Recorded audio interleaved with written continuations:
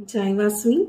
ನಾನು Bhavya Dhanush, EDLGI Chandra layout wing secretary. Shri Vasavi ಚರಿತ್ರೆ ಸಂಕ್ಷಿಪ್ತ. ವಾಸವಾಂಬೆ ನಮಸ್ತುಭ್ಯಂ ಕನ್ಯಕಾ ಪರಮೇಶ್ವರಿ, ಆಯುರಾರೋಗ್ಯಮೈಶ್ವರ್ಯಂ ದೇಹಿ ಮೇ ಜಗದೀಶ್ವರಿ. ಶ್ರೀ ಕನ್ಯಕಾ ಪರಮೇಶ್ವರಿಯು ಆರ್ಯವೈಶ್ಯರ ಕುಲದೇವತೆ, ಅಧಿದೇವತೆ, ಇಷ್ಟದೇವತೆ. ಪಾರ್ವತೀ ದೇವಿಯೇ ವೈಶ್ಯಕುಲದಲ್ಲಿ ಜನಿಸಿ ವೈಶ್ಯಕುಲವನ್ನು ಉದ್ಧರಿಸಿದ್ದಾಳೆ. ವಾಸವ ಭಾರ್ಯ. ವಾಸವಿ ಎಂದರೆ ಮಹಾಲಕ್ಷ್ಮಿಯ ಅವತಾರವೇ ಎಂದು ನಂಬುತ್ತಾರೆ. ಆದರೂ ವಾಸವಿಯು ಆದಿಶಕ್ತಿಯ ಅಪರಾವತಾರ ಎಂಬುದೇ ಬಹುತೇಕ ಜನರ ದೃಢವಾದ ನಂಬಿಕೆ. ತನ್ನ ಆತ್ಮಶಕ್ತಿ, ತ್ಯಾಗ, ಬಲಿದಾನಗಳಿಂದ ಮನುಷ್ಯತ್ವದಿಂದ ದೈವತ್ಯಕ್ಕೇರಿದ ಕನ್ಯಕಾ ಪರಮೇಶ್ವರಿಯಾಗಿ ಎಲ್ಲರಿಂದಲೂ ಆರಾಧಿಸಲ್ಪಡುತ್ತಿರುವ ವಾಸವಿಯ ಜೀವನವೇ ಒಂದು ಯಶೋಗಾಥೆ.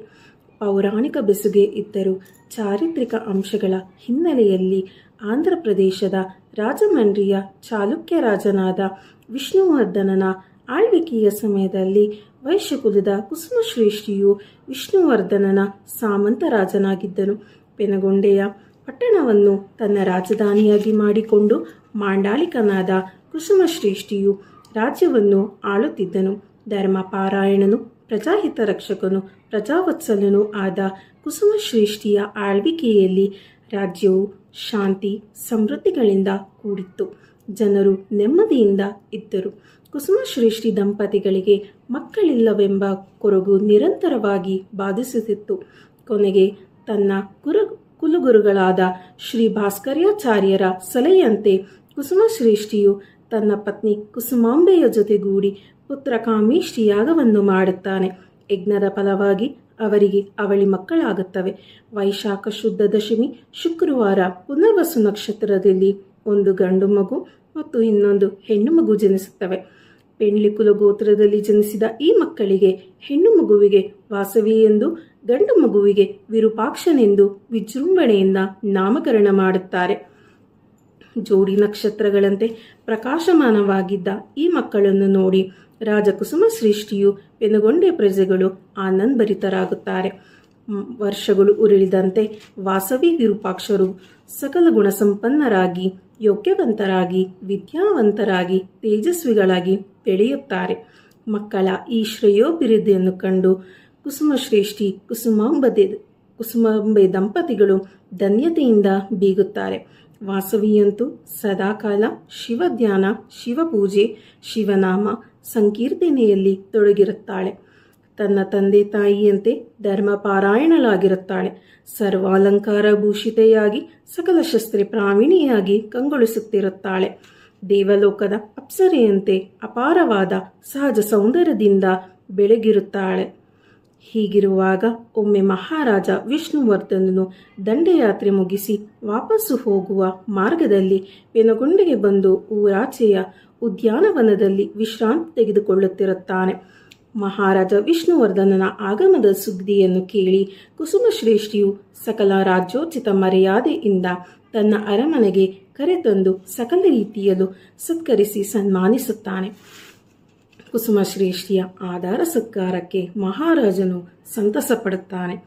ಆರತಿ ಮಾಡಿದ ಹೆಂಗಳೆಯರ ಗುಂಪಿನಲ್ಲಿದ್ದ ಅಪೂರ್ವ ಸುಂದರಿಯಾದ ವಾಸವಿಯನ್ನು ನೋಡಿ ಅವನ ಮನಸ್ಸು ಚಂಚಲವಾಗುತ್ತದೆ. ಅವಳನ್ನು ವಿವಾಹ ಮಾಡಿಕೊಳ್ಳಬೇಕೆಂಬ ದುರಾಸೆ ಅವನಲ್ಲಿ ಮೂಡುತ್ತದೆ.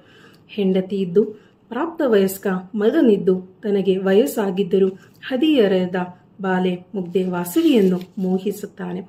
ಮಂತ್ರಿಗಳು, ಕುಲಪುರೋಹಿತರು, ಮಹಾರಾಣಿಯು ಇಷ್ಟು ಬುದ್ಧಿವಾದ ಹೇಳಿದರೂ ಕೇಳುವುದಿಲ್ಲ. ಕಾಮಾಂಧನಾದ ರಾಜನು ವಾಸವಿಯನ್ನು ತನಗೆ ಮದುವೆ ಮಾಡಿಕೊಡಬೇಕೆಂದು ಕುಸುಮಶ್ರೇಷ್ಠಿಗೆ ದೂತರ ಮೂಲಕ ಹೇಳಿ ಕಳುಹಿಸುತ್ತಾನೆ.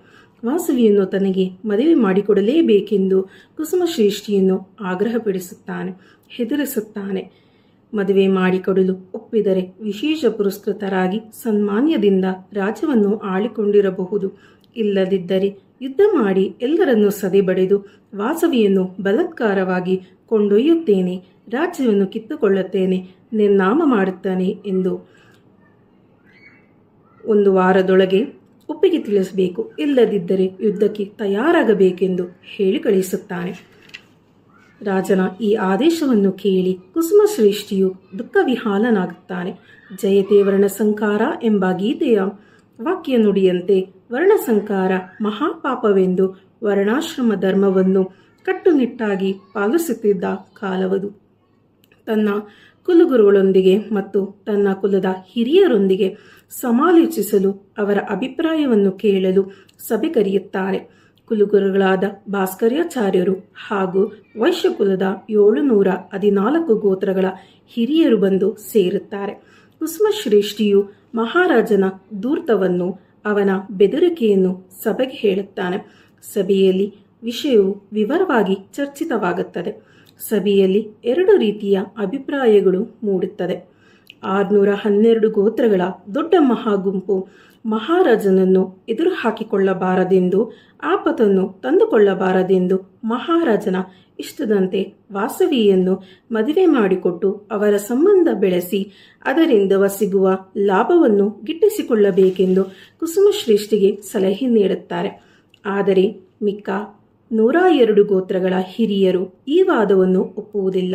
ಮಹಾರಾಜನ ಬೆದರಿಕೆಗೆ ಬಗ್ಗಬಾರದು, ಮುಂದೆ ಬರುವ ಆಪತ್ತನ್ನು ಎದುರಿಸಬೇಕೇ ಹೊರತು ಅನ್ಯಾಯಕ್ಕೆ ಅಧರ್ಮಕ್ಕೆ ತಲೆಬಾಗಬಾರದು. ಈ ಸಂಬಂಧ ಉಚಿತವಲ್ಲ, ಕುಲಧರ್ಮ ಕೆಡುವುದು. ಮಹಾರಾಜನೇನಾದರೂ ದಾಳಿ ಮಾಡಿದರೆ, ದಂಡೆತ್ತಿ ಬಂದರೆ ಎದುರಿಸೋಣ, ಭುಜಕ್ಕೆ ಭುಜ ಕೊಟ್ಟು ಹೋರಾಡೋಣ, ಎಂತಹ ತ್ಯಾಗಕ್ಕೂ ಬೇಕಾದರೂ ಸಿದ್ಧರಾಗೋಣ. ಆದರೆ ಮಹಾರಾಜನ ಬೆದರಿಕೆಗೆ ಮಣಿಯುವುದು ಬೇಡ, ಅವನಿಗೆ ಹೆದರಿ ಹೇಡಿಗಳಂತೆ ಶರಣಾಗುವುದು ಬೇಡ. ಸಾವು ಅನಿವಾರ್ಯ, ಸಾಯುವುದಕ್ಕಿಂತ ಧರ್ಮ ರಕ್ಷಣೆಗಾಗಿ ಉದಾತ್ತ ಧ್ಯೇಯಕ್ಕಾಗಿ ಮಡಿಯುವುದೇ ಲೇಸು ಎಂದು ದೃಢವಾಗಿ ಹೇಳುತ್ತಾರೆ. 2 ಗುಂಪಿನವರು ಪಟ್ಟಾಗಿ ತಮ್ಮ ವಾದವನ್ನೇ ಎತ್ತಿ ಹಿಡಿಯುತ್ತಾರೆ. ಈ 2 ವಾದಗಳನ್ನು ಅಭಿಪ್ರಾಯಗಳನ್ನು ಕೇಳಿದ ನಂತರ ಚಿಂತೆಗೀಡಾದ ಕುಸುಮಶ್ರೇಷ್ಠಿಯು ವಾಸವಿಯನ್ನು ಆ ಸಭೆಗೆ ಕರೆಸಿ ಅವಳ ಅಭಿಪ್ರಾಯವನ್ನು ಕೇಳುತ್ತಾನೆ.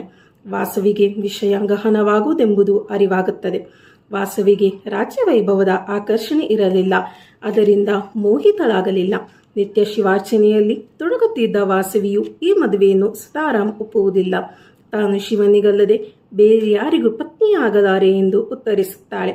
ತನ್ನಿಂದಾಗಿ ಊರ ನಾಶವಾಗುವುದನ್ನು ತಪ್ಪಿಸಲು, ಸಾಮಾನ್ಯ ಜನರ ಮಾರಣ ಹೋಮವನ್ನು ತಪ್ಪಿಸಲು ವಾಸವಿಯು ತಾನೇ ಪ್ರಾಣಾರ್ಪಣೆ ಮಾಡಲು ಸಿದ್ಧಳಾಗಿ ಯಜ್ಞವನ್ನು ಕುಂಡವನ್ನು ರಚಿಸುವಂತೆ ಹೇಳುತ್ತಾಳೆ. ಷೋಡಶಿ ಕನ್ಯೆಯಾದ ವಾಸವಿಯು ಆತ್ಮಾರ್ಪಣೆಯಂತಹ ಕಠಿಣ ನಿರ್ಧಾರವನ್ನು ತೆಗೆದುಕೊಳ್ಳುತ್ತಾಳೆ. ಅಹಿಂಸೆಯ ಪ್ರತಿಪಾದಕಳಾಗುತ್ತಾಳೆ. ವಾಸವಿಯ ಸಂಕಲ್ಪವನ್ನು ಕೇಳಿ ಕುಸುಮಶ್ರೇಷ್ಠಿಯು ನೊಂದುಕೊಳ್ಳುತ್ತಾನೆ ಹಾಗೂ ಯುದ್ಧದ ಸಾವು ನೋವು ಸಂಕಟವನ್ನು ತಪ್ಪಿಸಲು, ಕುಲಧರ್ಮವನ್ನು ಪಾಲಿಸಲು ತಾನೂ ಸಹ ಆತ್ಮಾರ್ಪಣೆ ಮಾಡಿಕೊಳ್ಳುತ್ತೇನೆಂದು ಘೋಷಿಸುತ್ತಾನೆ. ಕುಸುಮಶ್ರೇಷ್ಠಿಯ ನಿರ್ಣಯವನ್ನು ಅನುಮೋದಿಸಿ 102 ಗೋತ್ರದ ಹಿರಿಯರು ಕೂಡ ಧರ್ಮ ಪಾಲನೆಗಾಗಿ ತಾವುಗಳು ಪ್ರಾಣತ್ಯಾಗಕ್ಕೂ ಬಲಿದಾನಕ್ಕೂ ಸಿದ್ಧ ಎಂದು ಘೋಷಿಸುತ್ತಾರೆ. ಮಿಕ್ಕ 612 ಗೋತ್ರಗಳ ವೈಶ್ಯಕುಲದವರು ಕುಸುಮಶ್ರೇಷ್ಠಿಯನ್ನು ದೂಷಣೆ ಮಾಡಿ, ಅವಹೇಳನೆ ಮಾಡಿ, ಗೇಲಿ ಮಾಡಿ ಅವರ ನಿರ್ಧಾರವನ್ನು ಪ್ರತಿಭಟಿಸಿ ಧಿಕ್ಕರಿಸಿ ತಮ್ಮ ಪ್ರಾಣ ರಕ್ಷಣೆ ಮಾಡಿಕೊಳ್ಳುವ ದೃಷ್ಟಿಯಿಂದ ಯುದ್ಧವಾಗುವುದೆಂಬ ಭೀತಿಯಿಂದ ರಾಜ್ಯವನ್ನೇ ತ್ಯಜಿಸುತ್ತಾರೆ. ರಾಜ ಕುಸುಮಶ್ರೇಷ್ಠಿಯ ಆದೇಶದಂತೆ 103 ಯಜ್ಞಕುಂಡಗಳು ಸಿದ್ಧವಾಗುತ್ತವೆ. ವಾಸವಿ ಮತ್ತು ಕುಸುಮಶ್ರೇಷ್ಠಿ ದಂಪತಿಗಳು ಸೇರಿದಂತೆ 102 ಗೋತ್ರಗಳ ಹಿರಿಯರು ಸಹ ಅಗ್ನಿ ಪ್ರವೇಶಕ್ಕೆ ಸಿದ್ಧರಾಗುತ್ತಾರೆ. ವಾಸವಿಯು ಅಗ್ನಿ ಪ್ರವೇಶ ಮಾಡುವಾಗೆ ಸಹಸ್ರಕೋಟಿ ಸೂರ್ಯ ತೇಜೋವರ್ಜಿತ ವಿಶ್ವರೂಪ ದರ್ಶನ ತೋರಿಸಿ ತನ್ನ ನಿಜ ರೂಪವನ್ನು ಪ್ರಕಟಿಸಿ ವೈಶ್ಯೋತ್ಮರನ್ನು ಉದ್ದೇಶಿಸಿ ಗೋರಕ್ಷಣೆ, ವ್ಯವಸಾಯ, ವ್ಯಾಪಾರವನ್ನು ಧರ್ಮ ಮಾರ್ಗದಲ್ಲಿ ಮಾಡಿರಿ, ಯಥಾಶಕ್ತಿ ದಾನ ಮಾಡಿರಿ.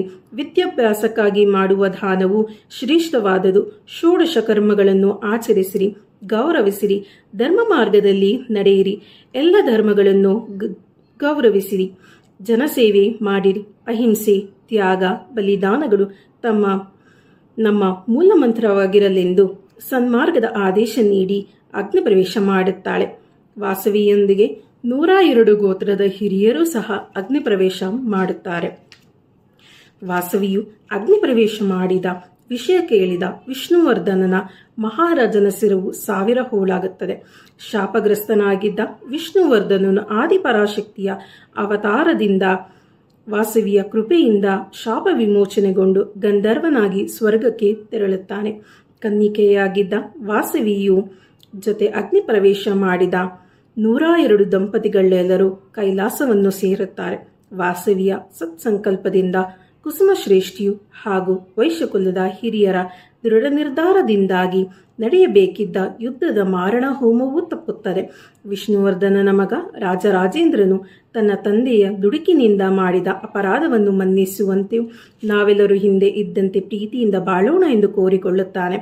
ದುಃಖ ಶಮನವಾದ ನಂತರ ಪುರಪ್ರಮುಖರು ಹಿರಿಯರೆಲ್ಲರೂ ಸೇರಿ ವಿಷ್ಣುವರ್ಧನನ ಮಗ ರಾಜರಾಜೇಂದ್ರನಿಗೆ ಚಕ್ರವರ್ತಿ ಪಟ್ಟ ಕಟ್ಟುತ್ತಾರೆ ಮತ್ತು ವಾಸವಿಯ ಸಹೋದರ ವಿರೂಪಾಕ್ಷನನ್ನು ವಾಸವಿಯ ಆಜ್ಞೆಯಂತೆ ಪೆನಗೊಂಡಿಯ ಮಾಂಡಾಳಿಕನಾಗಿಯೂ ಮಾಡುತ್ತಾರೆ. ವಿರೂಪಾಕ್ಷನು ರಾಜರಾಜೇಂದ್ರನು ಸೇರಿ ಪೆನಗೊಂಡೆಯಲ್ಲಿ ವಾಸವಿಗೆ ದೇವಸ್ಥಾನವನ್ನು ಕಟ್ಟಿಸಿ ಕನ್ಯಾಕಾಪರಮೇಶ್ವರಿ ಎಂದು ಆರಾಧಿಸುತ್ತಾರೆ.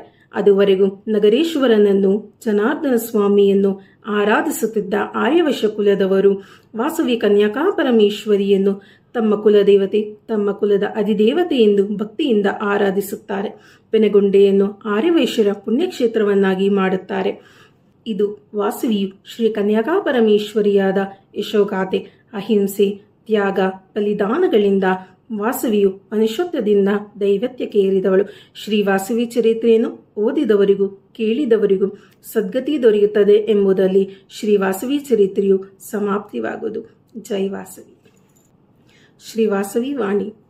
ಅಹಿಂಸೆ, ತ್ಯಾಗ, ಬಲಿದಾನಗಳು ನಮ್ಮ ಮೂಲ ಮಂತ್ರಗಳಾಗಿರಲಿ.